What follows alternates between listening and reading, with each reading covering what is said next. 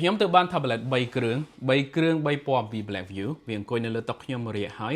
ក្រុមការងារប្រាប់ខ្ញុំថាតម្លៃវាត្រឹម$139ប៉ុណ្ណោះដល់មកខ្ញុំគិតថាអូខេ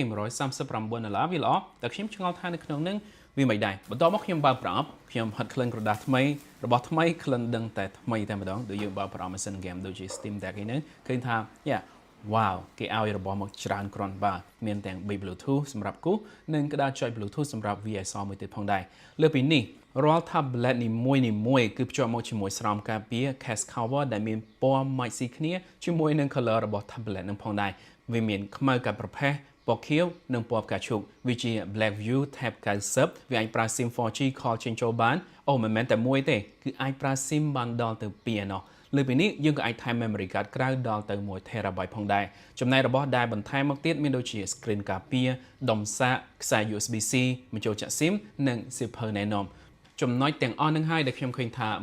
$139សម្រាប់អ្វីដែលគេឲ្យមកនឹងវាផ្អែមគួរសមវាថោកជាងទូរស័ព្ទធម្មតាទៅទៀតតែប្រហែលថ្ងៃមុននេះខ្ញុំអាចឃើញថាអ្នកដែលត្រូវការ tablet មួយទុក share Wi-Fi hotspot ផងទុកមើលវីដេអូផងនិងប្រើលើការងារស្រាលដូចជាឆែក web និងទុកឲ្យកូនរៀន online អីTab 90នេះគឺមិនធ្វើឲ្យយើងបែកធុងធនាគារនោះទេព្រោះដូចយើងឃើញស្រាប់យើងមិនពិបាករកទិញគ្រឿងបន្ថែមដើម្បីបំពេញកញ្ចក់វាអស់លុយទៀតឡើយហើយបើមើលលើ design ផ្ទាល់ក៏មិនអន់ឡើយវាមើលទៅសមរម្យល្មមកាន់ទៅក្រៅដាក់លើតុធ្វើការចូលហាងកាហ្វេអីមិនឃើញថា low ជាងគេនោះឡើយវាមានខ្សែកាមេរ៉ា two tone design ស្អាតដែលញាត់ flash មួយគ្រាប់និង lens 13 megapixel របស់ Samsung series ISOCELL 4H7 មួយល្មមថតរូបលេងបាននិងថតឯកសារ scan document ភ្លាមចាំបាច់បានចំណែកខាងមុខវាមាន lens selfie 8 megapixel មួយគ្រាប់ទុកថតមុខយើងនឹងប្រើ video call បកមកអេក្រង់ IPS ទំហំ 10.92 អ៊ីងនេះវិញវាលាតពេញ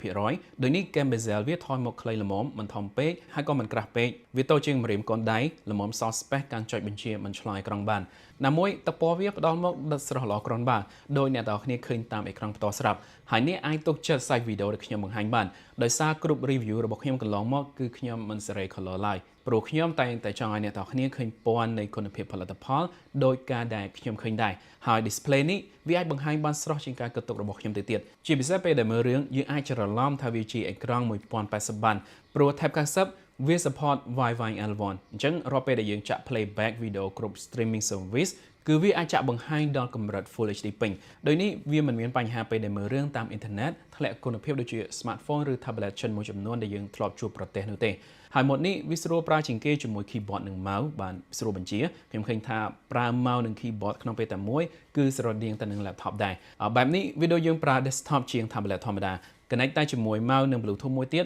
គឺគ្រប់ set តែម្ដងសរុបមកទីផ្សារ tablet ពេលនេះយើងមានជម្រើសកាន់តែច្រើនមិនពិបាករាប់លុយពីរដងបានដឹងថាទិញមួយណាទុកចោលមួយណានោះទេជាក់ស្ដែងដោយ Blackview Tab 90នេះវាអាចចាត់ទុកថាស្ថិតនៅក្នុងកញ្ចប់ធូរមួយហើយព្រោះអ្វីដែលយើងទទួលបានមកវិញក៏មិនតិចដែរតែដូចខ្ញុំបង្ហាញមុននេះអញ្ចឹងប៉ុន្នេះល្មមទិញមករៀន online ប្រើ video call និងមើលរឿងពេញភ្នែកបានយ៉ាងណា$139យើងអាចប្រើ SIM 4G ទាំងពីរ call ចេញចូលបានផងមានអេក្រង់ធំ support Wi-Fi L1 ផងថាមពលថ្មអូសបានច្រើនម៉ោងជាមួយ software clean ស្អាតភ្ជាប់មកជាមួយ desktop mode បន្ថែមមកផងដែរក្រៅពីនេះវាក៏មានទំហំផ្ទុកមក128 GB ច្រើនមកស្រាប់អាចថែម memory បាន